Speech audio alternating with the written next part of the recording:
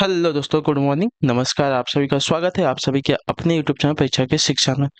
I hope कि आप सभी जो है अच्छे हैं, कुशल मंगल है। आपकी जो तैयारी है बढ़िया तरीके से चल रही थी। जो बच्चे क्लास में फर्स्ट टाइम है, पहली बार नए हैं, उन सभी को बताया हमारे चैनल आपकी जो है बीएड इंटर 2025 की जो आपकी तैयारी चाहते हो रेगुलर बेसिस पे करवाई जा रही है। तो जिससे भी तैयारी पूरी करनी है, कंप्लीट करनी है, चैनल को जो है सब्सक्राइब करके हमारे साथ जुड़ जाएंगे। उसके बगल में जो बेल आइकन दिया गया है उसको आप लोग ऑन कर लेंगे। क्लास का समय देखिए, जीके जीएस की क्लास सुबह 10 बजे, रीजनिंग की क्लास जो है दोपहर को 1 बजे और हिंदी की जो क्लास है शाम को 7 बजे आपको हमारे चैनल पर देखने को मिलती है। तो क्लासेस का शेड्यूल आपको याद करके रखना है, इसी टाइम पर क्लासेस से जुड़ना है, अपनी तैयारी को जो है पूरा और कंप्लीट करना है। नीचे डिस्क्रिप्शन में हमारे इंस्टाग्राम और टेलीग्राम का लिंक मिलेगा, तो आप हमें इंस्टाग्राम को फॉलो कर लेंगे और टेलीग्राम चैनल से जाकर ज्वाइन हो जाएंगे। ठीक है, क्लियर है? चलिए, टेलीग्राम चैनल से जुड़ेंगे तो वहाँ पे क्या है, डेली बेसिस पे आपको जो क्लास का अपडेट है वो दिया जाता है। बाकी जो एग्जाम का अपडेट होगा आपको टेलीग्राम चैनल के माध्यम से बताया जाएगा। तो आप लोग जो है वहाँ से जुड़ेंगे तो आपका जो कोई भी अपडेट है क्लास के रिगार्डिंग नहीं मिस होने वाला है। तो आज जो है आपका है 26 जनवरी, ठीक है, 2025, यानी कि आज जो है आपका है गणतंत्र दिवस। तो गणतंत्र दिवस की आप सभी को जो है हार्दिक शुभकामनाएं। 26 जनवरी जिंदाबाद। चलिए क्लास स्टार्ट करेंगे। पहला क्वेश्चन है आपका है क्वेश्चन नंबर 1। क्या दिया गया है?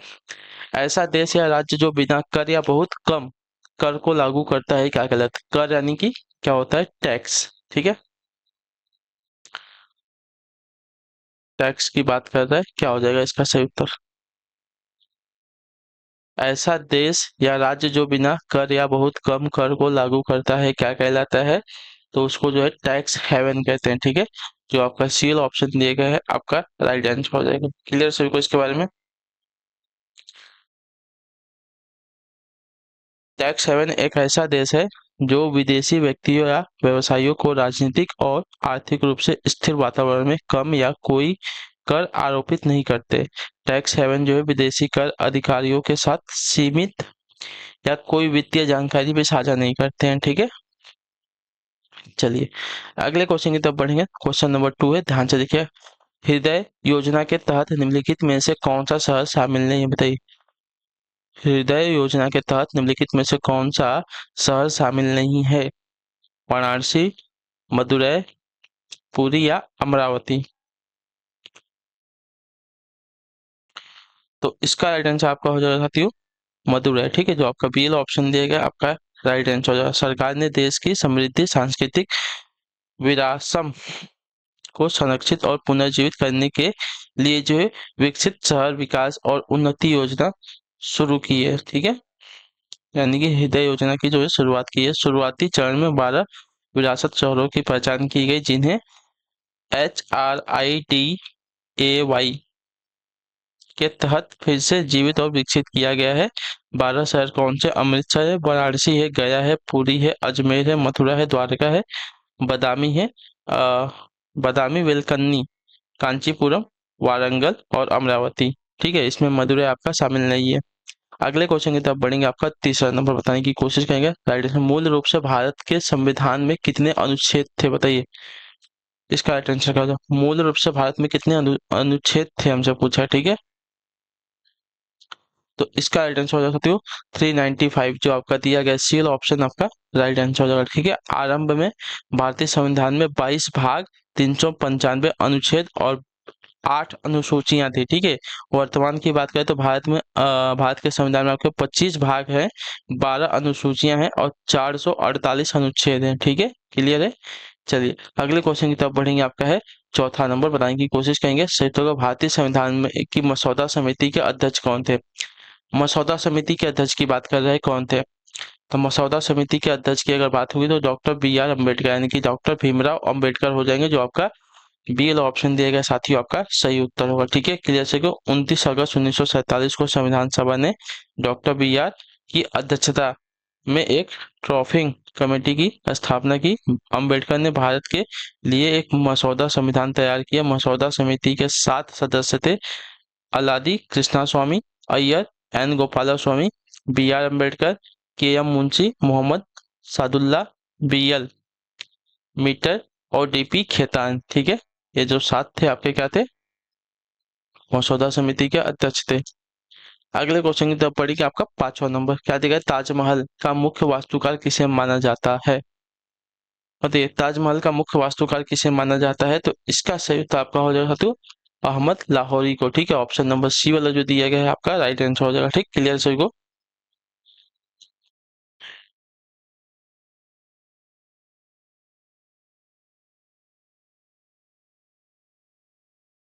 और दिल्ली के लाल किले का जो निर्माण है इन्होंने भी किया है। ठीक है, दिल्ली में जो लाल किला है उसका भी निर्माण ने आपका अहमद लाहौरी ने ही किया था। अगला क्वेश्चन आपका छठा नंबर प्रश्न क्या देगा? संगम साहित्य में निम्नलिखित में से किस राजवंश का उल्लेख नहीं किया गया है? बताइए। संगम साहित्य में निम्नलिखित में से किस राजवंश का उल्लेख नहीं किया गया है? तो इसका राइट आंसर आपका हो जाएगा साथियों कदम्ब का। ठीक है, जो आपका डी ऑप्शन दिएगा आपका राइट आंसर हो जाएगा। बाकी चोल चेर और पांड्य इन सबका किया गया है। ठीक है, क्लियर हो गया इसके बारे में? कदम्ब का इसमें नहीं किया गया है। अगले क्वेश्चन की तरफ बढ़ेंगे, आपका है सातवां नंबर प्रश्न। ध्यान से देखिएगा, बताने की कोशिश कीजिएगा। राइट आंसर होगा तीन तरफ समुद्र से घिरे एक भूभाग को रिक्त स्थान के रूप में जाना जाता है। किसके रूप में बताइए? तट के, द्वीप के, प्रायद्वीप के या पठार के? तो तीन तरफ से घूमे घिरे, ठीक है, तीन तरफ से समुद्र से घिरे एक भूभाग को जो है प्रायद्वीप के रूप में जाना जाता है। जो आपका सी वाला विकल्प दिया गया है आपका सही उत्तर हो जाएगा साथियों। ठीक है, क्लियर सभी को? चलिए अगले क्वेश्चन की तरफ बढ़ेंगे, आपका है आठवां नंबर। ध्यान से देखिएगा, बताएंगे की कोशिश कीजिएगा। राइट आंसर क्या हो जाएगा? पश्चिमी घाट को रिक्त स्थान के नाम से भी जाना जाता है। किसके नाम से बताइए? पश्चिमी घाट को जो है और किस नाम से जाना जाता है? इसका राइट आंसर क्या हो जाएगा? हिमालय, सह्याद्री, विंध्याचल या अन्नामुड़ी?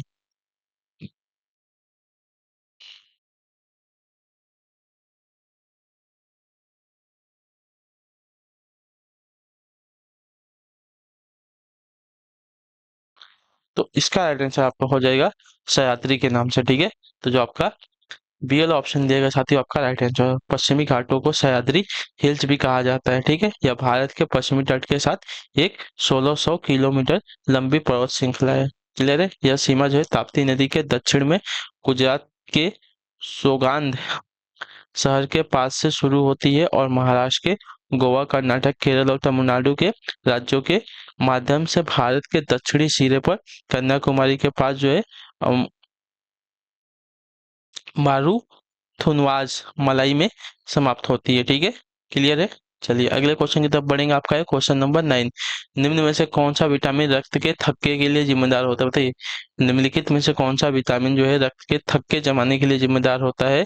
तो इसका राइट आंसर आपका हो जाएगा विटामिन के। ठीक है, तो जो आपका डी ऑप्शन दिया गया है आपका राइट आंसर हो जाएगा। ठीक, क्लियर है? और विटामिन के जो है वसा में घुलनशील होता है, ये बात भी याद रखिएगा। चलिए अगले क्वेश्चन की तरफ बढ़ेंगे, आपका है क्वेश्चन नंबर 10। ध्यान से देख उत्तर देने की कोशिश कीजिएगा। राइट आंसर गुर्दा की पत्थरी मुख्य रूप से निम्नलिखित में से किस यौगिक से बनती है? बताइए।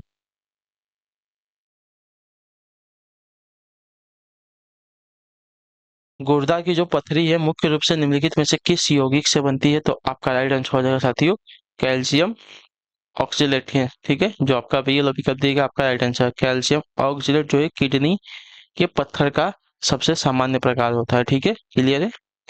किडनी के पत्थर का जो है ठोस द्रव्यमान होता है। अगले क्वेश्चन की तरफ बढ़ेंगे, आपका है 11 नंबर क्वेश्चन। क्या देगा? डीएनए डबल हेलिक्स का वर्णन किसने किया? बताइए, डीएनए डबल हेलिक्स का वर्णन किसने किया था? तो इसका राइट आंसर आपका हो जाएगा साथियों जेम्स वाटसन और फ्रांसिस क्रिक दोनों ने। ठीक है, तो जो आपका दिया गया डी वाला विकल्प आपका राइट आंसर हो जाएगा। जेम्स डी वाटसन और फ्रांसिस क्रिक ने जो है डीएनए के डीएनए की बनावट का पता लगाया था। इन दोनों और क्या देगा? इन दोनों और मॉरिस विल्कस को जो है 1962 में इस कार्य के लिए जो है नोबेल पुरस्कार दिया है। ठीक है,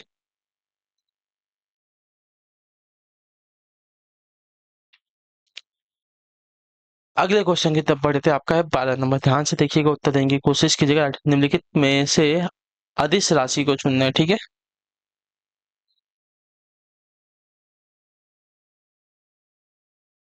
तो अदिश राशि इसमें से जो है आपकी काम हो जाएगी। ठीक है, जो आपका सी वाला ऑप्शन दिएगा आपका राइट आंसर। स्केलर मात्रा जिन्हें पूरी तरह से एक परिमाण या संख्यात्मक मूल्य द्वारा वर्णित किया जाता है।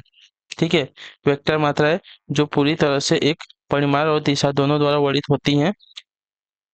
बल के कारण विस्थापन के कार्य को जो है स्केलर की मात्रा द्वारा मापा जाता है, ठीक है। तो अदिश राशि जो है यहाँ पे आपकी काम हो जाएगी। तो ऑप्शन नंबर सी जो दिया गया है आपका राइट आंसर हो जाएगा। क्लियर सभी को इसके बारे में? चलिए अगले क्वेश्चन की तरफ बढ़ेंगे। आपका है 13 नंबर क्वेश्चन, ध्यान से देखिएगा, उत्तर देने की कोशिश कीजिएगा। राइट आंसर, निम्नलिखित में से कौन जो है सबसे कठोर धातु है? सोना, लोहा, प्लेटिनियम या टंगस्टन? तो यहाँ पे राइट आंसर आपका टंगस्टन हो जाएगा, ठीक है। टंगस्टन में जो है उच्चतम गलनांक बिंदु और सभी धातुओं का सबसे कम वाष्प दबाव होता है, ठीक है। यह जो है 1650 डिग्री सेल्सियस से अधिक तापमान पर उच्चतम तन्य शक्ति होती है। टंगस्टन जो है मुख्य रूप से दो प्रकार के खनिज वेल्टाफ्रोमेट और स्काइलेट से निकाला जाता है, ठीक है। तो जो आपका डी ऑप्शन देगा आपका राइट आंसर हो जाएगा। अगले क्वेश्चन की तरफ पढ़ेंगे। आपका 14 नंबर प्रश्न क्या देगा? स्विचिंग डिवाइस के रूप में माइक्रो प्रोसेसर किस पीढ़ी के कंप्यूटर के लिए है? बताइए। स्विचिंग डिवाइस के रूप में, ठीक है, स्विचिंग डिवाइस के रूप में माइक्रो प्रोसेसर किस पीढ़ी के कंप्यूटरों के लिए है? तो इसका राइट आंसर हो सकता है चौथी पीढ़ी के कंप्यूटरों के लिए, जो आपका दिया गया यहाँ पे डी वाला ऑप्शन आपका राइट आंसर होगा।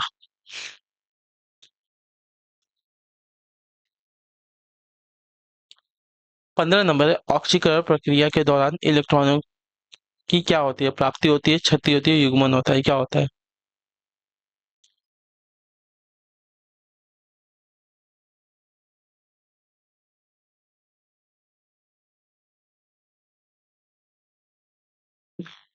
तो देखिए, ये आपका होता है साथियों क्षति होती है। ऑक्सीकरण प्रक्रिया के दौरान इलेक्ट्रॉनों की क्या होती है? क्षति होती है। तो आपका बी वाला ऑप्शन दिया गया है, आपका राइट आंसर होगा, ठीक। अगले क्वेश्चन की तरफ बढ़ते हैं। 16 नंबर प्रश्न, ध्यान से देखिएगा। यूवी स्पेक्ट्रोमीटर द्वारा प्रक्रिया का जो है अध्ययन किया जाता है?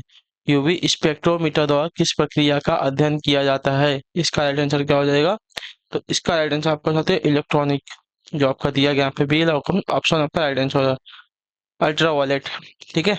अल्ट्रावायलेट दृश्य स्पेक्ट्रोस्कोपी, पराबैंगनी दृश्य स्पेक्ट्रल क्षेत्र में अवशोषण स्पेक्ट्रोस्कोपी या प्रतिबिंब स्पेक्ट्रोस्कोपी को संदर्भित करता है, ठीक है।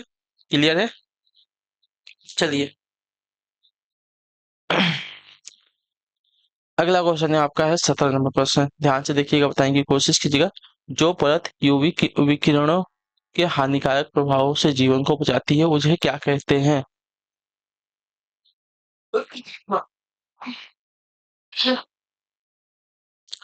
जो परत जो है यूवी विकिरणों के हानिकारक प्रभावों से जीवन को बचाती है उसे क्या कहते हैं?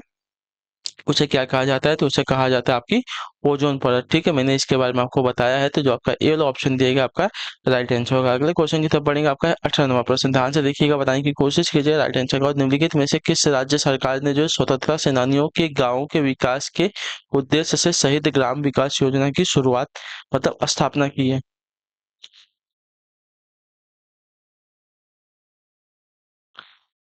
तो इसका राइट आंसर हो जाता है झारखंड, ठीक है। जो आपका सी वाला विकल्प देगा आपका राइट आंसर झारखंड सरकार ने जो है राज्य में स्वतंत्रता सेनानियों के गांवों के विकास के उद्देश्य से जो है शहीद ग्राम विकास योजना की शुरुआत की है, ठीक है। क्लियर है? चलिए अगले क्वेश्चन की तरफ बढ़ेंगे। आपका है 19वां प्रश्न, पूछा क्या गया है? ध्यान से देखिएगा, बताने की कोशिश कीजिएगा राइट आंसर का। सबसे पहले किसने यह खोजा कि पृथ्वी सूर्य के चारों ओर चक्कर लगाती है? तो यह जो है सबसे पहले इसकी खोज जो है निकोलस कॉपरनिकस ने की थी ना। तो जो आपका दिया गया सी ऑप्शन आपका राइट आंसर हो जाएगा, ठीक है। निकोलस कॉपरनिकस ने प्रस्तावित किया कि ग्रहों में सूर्य को निश्चित बिंदु के रूप में रखा गया है, जिसके लिए उनके प्रस्तावों का उल्लेख किया जाना चाहिए कि पृथ्वी एक ग्रह है जो वार्षिक सूर्य की कक्षा के अलावा दैनिक रूप से अपनी धुरी पर भी घूमती है, ठीक है। मतलब सूर्य का चक्कर लगाते लगाते अपनी धुरी पर भी घूमते रहती है वो, ठीक है। मतलब जब सूर्य का एक चक्कर जब पूरा होता है तो उसका एक साल कंप्लीट होता है, लेकिन अपनी धुरी पर जब एक चक्कर वो कंप्लीट करती है तो एक दिन पूरा होता है, ठीक है।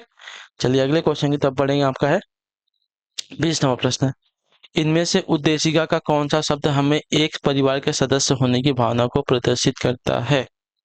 सही। तो इसका राइट आंसर आपका हो जाएगा साथियों भाईचारा, जो आपका सी ऑप्शन देगा आपका राइट आंसर हो जाएगा, ठीक है। क्लियर है? चलिए अगले क्वेश्चन की तरफ बढ़ेंगे। आपका है 21वां प्रश्न, क्या देगा? प्रसिद्ध नोबल अ, नकब लेबर त्योहार निम्नलिखित में से किस राज्य के अंतर्गत आता है, बताइए। प्रसिद्ध नकब लेबर त्योहार जो है निम्नलिखित में से किस राज्य के अंतर्गत आता है? तो इसका राइट आंसर आपका हो सकता है उड़ीसा राज्य के अंतर्गत। जो आपका बी ऑप्शन दिया गया है आपका राइट आंसर होगा। ठीक है, क्लियर है। चलिए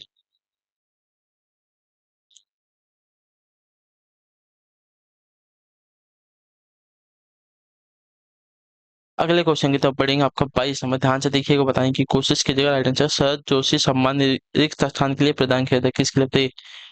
शरद जोशी सम्मान किसके लिए प्रदान किया जाता है? व्यंग्य और निबंध, कार्टून या समाज सेवा के लिए? तो इसका राइट आंसर आपका हो जाता है व्यंग्य और निबंध के लिए। जो आपका ये वाला ऑप्शन देगा आपका राइट आंसर होगा। ठीक है, शरद जोशी सम्मान व्यंग्य और निबंध के लिए प्रदान किया जाता है। ठीक है, क्लियर है। अगले क्वेश्चन की तरफ बढ़ते हैं। आपका 23 नंबर प्रश्न है, ध्यान से देखिएगा, बताने की कोशिश करेंगे। राइट आंसर पुस्तक खुल्लम खुल्ला के लेखक कौन है, बताइए। पुस्तक खुल्लम खुल्ला के लेखक कौन है? तो खुल्लम खुल्ला के लेखक आपके यहाँ पे ऋषि कपूर हो जाएंगे। ठीक है, जो आपका डी ऑप्शन देगा आपका राइट आंसर हो जाएगा। ठीक, क्लियर है। चलिए अगले क्वेश्चन की तरफ बढ़ेंगे। आपका ध्यान से देखिएगा, क्या पूछा गया? गेला छठ खेल किस राज्य से संबंधित है, बताइए। गेला छठ जो खेल है किस राज्य से संबंधित है? तो इसका राइट आंसर आपका हो जाएगा साथियों त्रिपुरा राज्य से। जो आपका सीला विकल्प देगा साथियों आपका राइट आंसर। गेला छठ जो है त्रिपुरा राज्य का एक स्वदेशी खेल है। ठीक है, क्लियर है सभी को। अगले क्वेश्चन की तरफ बढ़ेंगे। आपका 25 नंबर, ध्यान से देखिएगा, बताने की कोशिश कीजिएगा। राइट आंसर एक दल से चयनित होने के बाद दूसरे दल में शामिल होने को क्या कहा जाता है? तो उसको जो है दल बदल कहा जाता है। जो आपका ए ऑप्शन दिया गया है आपका राइट आंसर होगा। ठीक है, क्लियर है। अगले क्वेश्चन की तरफ बढ़ेंगे। आपका 26 नंबर, क्या देगा? हमारे रुधिर में ऑक्सीजन का परिवहन एक प्रोटीन द्वारा होता है जिसका नाम क्या है, बताइए। हमारे रुधिर में, ठीक है, यानी कि हमारे रक्त में ऑक्सीजन का जो परिवहन है एक प्रोटीन द्वारा होता है जिसका नाम क्या है? तो उसका नाम आपका हीमोग्लोबिन है। ठीक है, जो आपका सी वाला विकल्प देगा साथियों 26 पे आपका राइट आंसर होगा। ठीक, क्लियर है सभी को इसके बारे में यहाँ तक? हाँ या ना? चलिए अगले क्वेश्चन की तरफ बढ़ेंगे। आपका है 27 नंबर, संसद में शून्यकाल होता है कब? संसद में शून्यकाल कब होता है? तो देखिए संसद में शून्यकाल आपका होता है साथियों प्रातःकालीन और अपराह्नकालीन सत्रों के बीच का मध्यांतर। ठीक है, तो जो आपका दिया गया डी वाला विकल्प आपका राइट आंसर। भारतीय संसदीय कार्यवाही में प्रश्नकाल के बाद का जो सत्र होता है शून्यकाल के नाम से जाना जाता है, चूंकि इसका समय दोपहर के 12 बजे के लगभग होता है। इस समय इसलिए इस सत्र को जो है शून्यकाल के नाम से भी अभिहित किया जाता है। ठीक है, इस सत्र के दौरान जो है सदस्य लोकहित के किसी प्रश्न को बिना किसी पूर्व सूचना के जो है पूछ सकते हैं। ठीक है, क्लियर है। हाँ या ना? चलिए अगले क्वेश्चन की तरफ बढ़ेंगे। आपका है 28 नंबर, टेट्रा इथाइल लेड है क्या, बताइए। टेट्रा इथाइल लेड क्या होता है? तो टेट्रा इथाइल लेड की अगर बात करेंगे तो आपका एक होता है साथियों या रिट रिक्टेंट। ठीक है, रिक्टेंट। ठीक है, टेट्रा इथाइल क्या होता है? Read tent. ठीक है, तो जो आपका सी वाला ऑप्शन दिएगा आपका राइट आंसर हो जाएगा। अगला क्वेश्चन आपका है 29 29 नंबर, चीनी लेखक भारत का उल्लेख किस नाम से करते हैं, बताइए। चीनी लेखक जो है भारत का उल्लेख किस नाम से करते हैं? तो इसका राइट आंसर आपका हो जाएगा साथियों सी सुकी के नाम से। ठीक है, तो जो आपका सी ऑप्शन दिया गया है आपका सही उत्तर है। अगला क्वेश्चन 30 नंबर, ध्यान से देखकर उत्तर देने की कोशिश कीजिएगा। किस गवर्नर जनरल के शासनकाल के दौरान जो है भारत को ईस्ट इंडिया कंपनी के हाथों से जो है हस्तांतरित करके ब्रिटिश क्राउन को सौंप दिया गया था, बताइए। बहुत इंपॉर्टेंट क्वेश्चन है ये वाला। तो आपका राइट आंसर लॉर्ड मेयो का। ठीक है, जो आपका डील ऑप्शन देगा आपका right answer Lord Mayo governor general के शासनकाल के दौरान जो है भारत को ईस्ट इंडिया कंपनी के हाथों से स्थानांतरित करके जो है ब्रिटिश क्राउन को सौंप दिया गया था। ठीक, क्लियर है। चलिए तो इसी के साथ जो आपकी क्लास है आज की यहाँ पे कंप्लीट होती है जीके चीज की। आई होप कि क्लास जो है अच्छी लगी। अच्छी क्लास को लाइक करिए, चैनल पर पहले होता है चैनल को जो है सब्सक्राइब, और हमें जो है कमेंट में राय क्लास के बारे में जो आपको क्लास कैसे। बाकी अगर आपका कोई डाउट है, कोई क्वेश्चन, कोई क्वेरी है तो नीचे कमेंट करके पूछ लीजिएगा, उसका आंसर आपको बताया जाएगा। ठीक है, तो हम आपसे मिलते हैं आपकी अगली क्लास है। तब तक के लिए टाटा बाय बाय, जय हिंद, जय भारत। आपसे क्लास से जुड़ने के लिए बहुत बहुत ही धन्यवाद साथी।